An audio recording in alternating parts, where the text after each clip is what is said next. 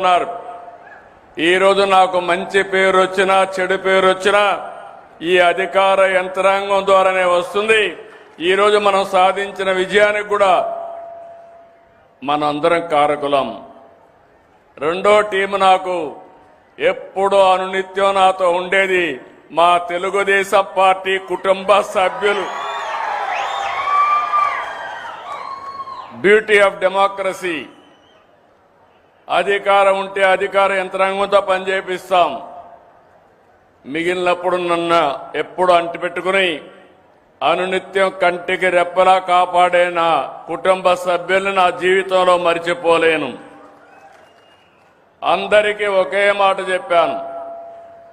నా జీవితాశయం పేదరికం లేని సమాజం చూడాలని, ఆర్థిక అసమానతలు తగ్గాలని, అందరికీ జీవన ప్రమాణాలు పెరగాలనేది నా ఆలోచన.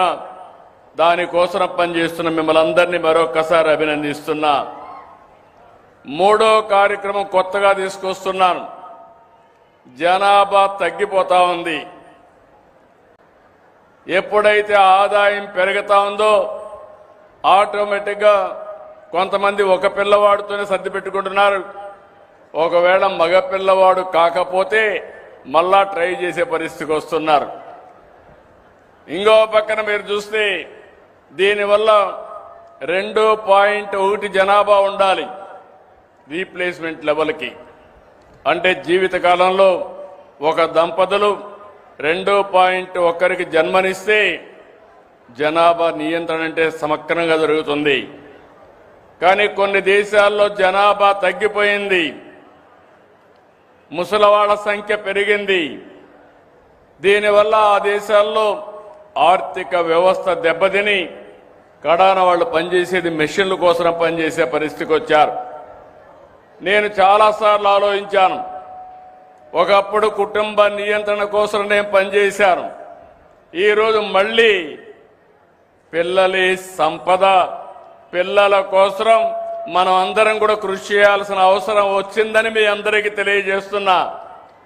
అందుకని నేను ఇంకొక నిర్ణయం కూడా చేసుకొని నెలలో వస్తున్నా మీ దగ్గరికి. మూడో చైల్డ్కి 30,000 రూపాయలు పుట్టిన వెంటనే ఇస్తాం. 4వ చైల్డ్కి 40,000 రూపాయలు ఇస్తాం.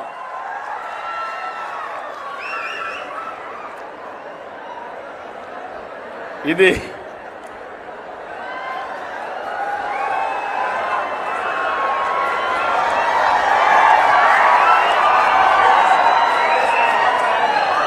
ఏంటి?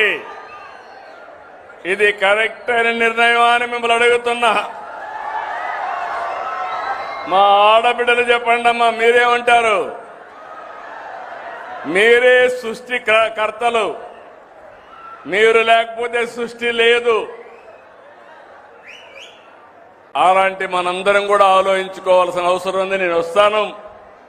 మీరు అనుకుంటున్నారు పిల్లలు భారం అని. కాదు, పిల్లలే మీకు సంపదను నిరూపించే బాధ్యత నాదని మరొకసారి హామీ ఇస్తున్నా. ఇంకా పగడ్బందీగా చేస్తాం. అంగన్వాడీలను ఇంకా బాగా చేయడం. మొదటి తారీఖు వస్తానే మీ అకౌంట్లో 15,000 రూపాయలు తల్లికి వందనం కింద మీ అకౌంట్లో వేస్తున్నా. భగవంతుడు కరుణిస్తే ఇంకా పెంచే బాధ్యత కూడా తీసుకుంటానని మీ అందరికీ హామీ ఇస్తున్నా. ఇప్పుడిప్పుడు చాలా కష్టాలున్నాయి, ఇవన్నీ అధిగమించాలి. 4వ ప్రోగ్రాం ఈరోజు నేను చేసే పని మీరు చూస్తే 5 సంవత్సరాలు గొడ్డలి పార్టీ చేసిన అరాచకం, మీ ఆస్తులన్నీ మార్చేశారు. అందుకే నేను ఒకటి ఆలోచించాను. జీవితంలో మళ్ళీ మీ భూముల జోలుకు రాకుండా టెక్నాలజీ బాగా అభివృద్ధి చేశాం. Block chain technology, QR code పెట్టి మీ భూములు సర్వే చేసి మీ ఆమోదంతో మీ రికార్డు మీకు ఇచ్చే బాధ్యత సంవత్సరం పెట్టుకున్నా. రాబోయే 2027 మార్చికి ఎక్కడ భూ తగాదాలు లేకుండా చేసే బాధ్యత ఈ ప్రభుత్వానిది. ఈ 4 తీసుకొని నేను అనుకుంటే లాభం లేదు. నేను హైదరాబాద్ అమరావతిలో పడుకుంటే